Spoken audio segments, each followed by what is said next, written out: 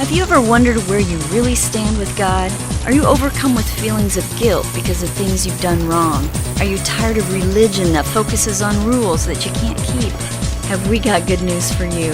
It's time to listen in on some casual conversation with Mike Kapler and Joel Brieseke and discover what true freedom is all about. This is Growing in Grace.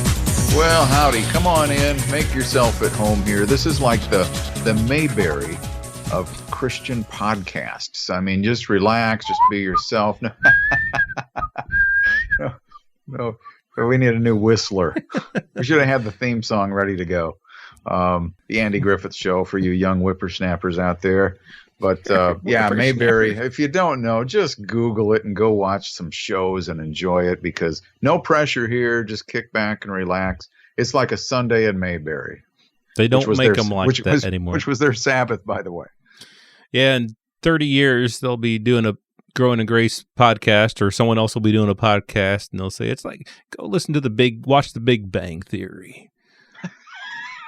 You young whippersnappers. Yeah, probably. Anyway, yeah, things have changed a lot over the years. They don't make them like they used to. I can tell you that much. The Andy Griffith Show, that was good. That's classic stuff. I still like watching those. I do too. I mean, but some of us grew up on them, even if they were on reruns. There is something special about some of those old shows. I think Andy is one of them, where there were some life lessons to be learned, and I don't know. It was just it was a different time. It was a different time. Nobody calls somebody who's named Andy Ange anymore, like Barney did. I don't run into a lot of Andys anymore either. No, it's true. Andrews and Drews. Well, anyway, we're digressing very much here, which is okay. It's okay. We'll handle it. But we've got some really good stuff. Again, we've been talking last couple of weeks about 2 Corinthians 3. You mention this to some people, they might think boring, or for other people, I think it's really shocking, the things that we've been talking about. We've been talking about the ministry of death and the ministry of condemnation. Now, if a person isn't really well-versed on a lot of this stuff, or if they haven't been around a lot of this stuff, if I were to mention the ministry of death and the ministry of condemnation, what kind of thoughts would come to people's minds? I think that if I didn't know the stuff that we're talking about here, I would think the ministry of death and condemnation is when somebody sins. If somebody sins, then there's condemnation and there's death. And that's what would come to my mind anyway. Cap, you and I were talking beforehand about how some of this stuff we've been talking about this stuff and we've known this stuff for so long that we might not really be able to put ourselves in the shoes of someone who this is brand new stuff for. The ministry of death and the ministry of condemnation was the law, God's law. Now, go back and listen to the last couple of podcasts and read for yourselves in 2 Corinthians 3 what we're talking about here. But it's contrasted with the ministry of the Spirit, which is the ministry of life, which is the new covenant, which has nothing to do with our behavior. It has nothing to do with sin. It has nothing to do with any of our deeds. It even calls it the ministry of righteousness. And that ministry, the new covenant, the ministry of righteousness, we're not righteous because of our deeds. We're not righteous because of anything we've done, but it's the ministry of the Holy Spirit in us. And that's the new covenant, contrasted here in a large way in 2 Corinthians 3. And so Paul talks about, again, the last couple of weeks on the podcast, we've been talking about how that old covenant had glory, but that glory came to an end, and it was replaced with what is permanent, and that's this ministry of life, this ministry of the Holy Spirit, the new covenant that we're in, and there is no more condemnation. And the reason for that is because we could look at a lot of things. There's so many places to go here, and we do want to get into maybe some of the end of chapter 3 of 2 Corinthians, but Cap, you had talked to me about Romans 8:1.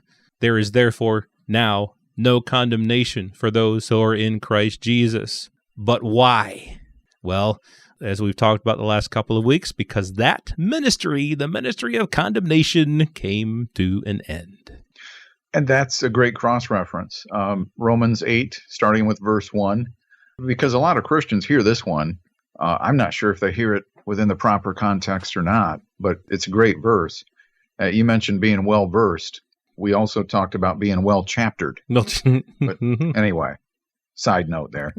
So yeah, there's no condemnation now for those who are in Christ Jesus. Why? Because the ministry of condemnation, the commandments that were written on stone, and the rest of the law that came with it that was written with ink, has come to an end, as we've been talking about in 2 Corinthians chapter 3.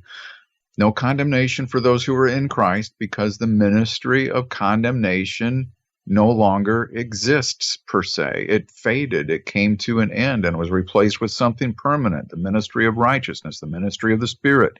Verse 2 of Romans 8, for the law of the Spirit, here's the law we're under, not the Mosaic law, the law of the Spirit of life in Christ Jesus. If you don't have that memorized, get her down.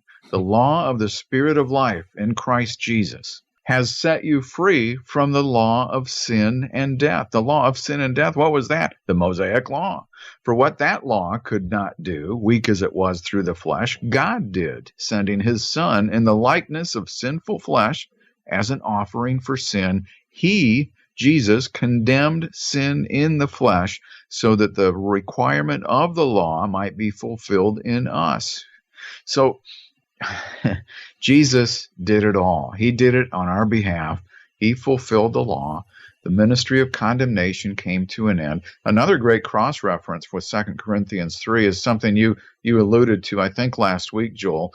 It comes from Galatians chapter 4, right around verses 21 through 26, something like that. Paul referred to the two different covenants, and the one that came from Mount Sinai gave birth to bondage. What came from Mount Sinai?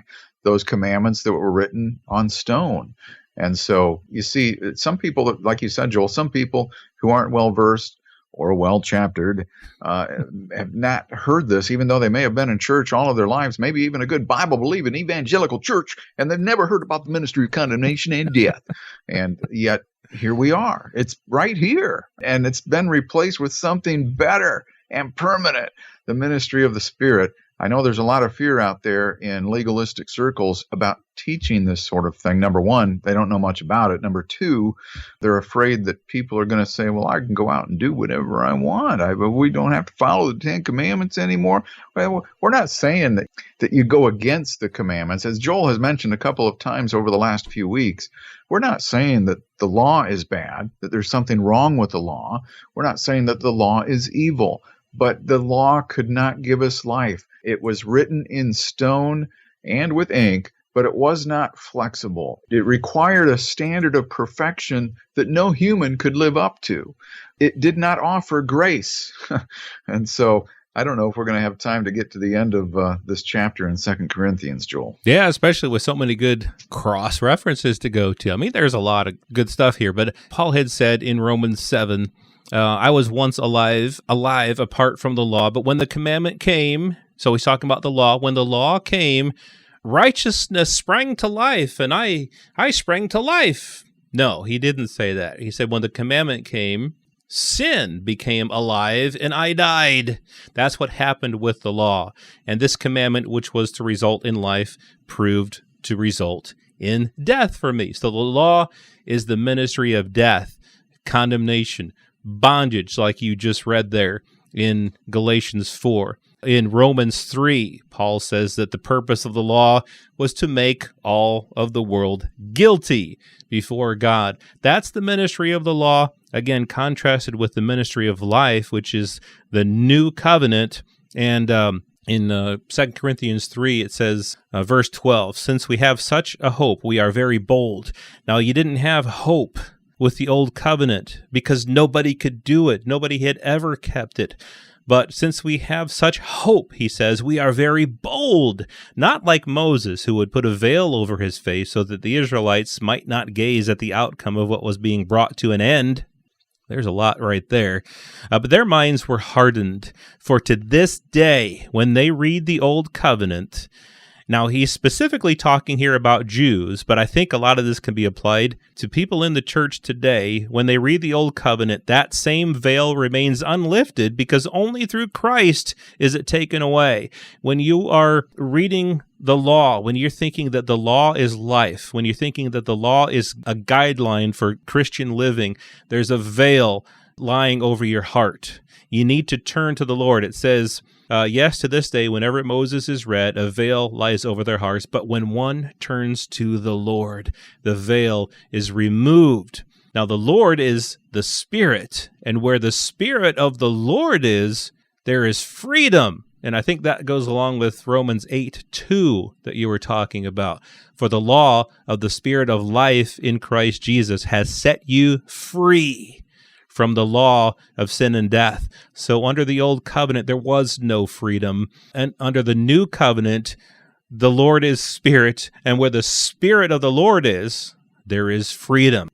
Well, you did say a mouthful there, but that was wrapping up 2 Corinthians chapter 3, a verse that we hope or a chapter we hope that our listeners will get more familiar with if you're not already. But I think you're right. I think there are a lot of people who may hear the Old Covenant read. That's not always a bad thing, by the way, but if they're hearing it out of context and are applying it in a way to some of the ways you just mentioned, Joel, as if they're supposed to be pursuing the law and thinking that it's going to bring life and mixing some of that was for Israel with Christianity today. Look, we as Gentiles, non-Jewish people, were never under that law to begin with.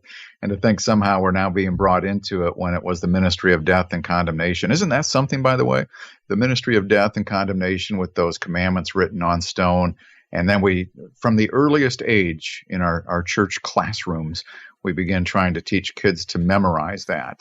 No wonder people get messed up and are not in church today. True. So we, with unveiled face, beholding the glory of the Lord, are being transformed into the same image from one degree of glory to another. For this comes from the Lord, who is the Spirit. And that wraps up 2 Corinthians chapter 3. And sometimes it's always interesting to see what happens after that. Therefore, 2 Corinthians 4, having this ministry by the mercy of God, we do not lose heart.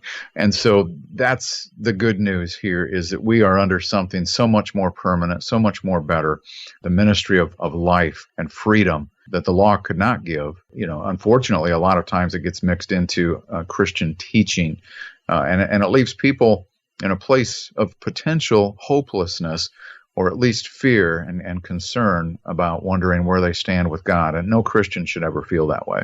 Yeah, it wasn't meant to be that way. Indeed, God did not intend for us to feel condemnation and to be in spiritual bondage. We'll spend perhaps one more week on this subject of spiritual bondage, spiritual slavery, talking about how Paul talked about bondage having to do with the law. That which came from Mount Sinai gave birth to bondage. What came from Mount Sinai?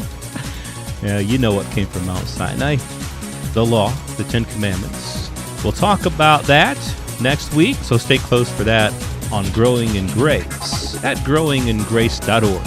This has been Growing in Grace with Mike Kapler and Joel Brizicki, heard online through various internet sources around the world each week. To access hundreds of past programs, visit graceroots.org. Share it with a friend and listen again next week for more Growing in Grace.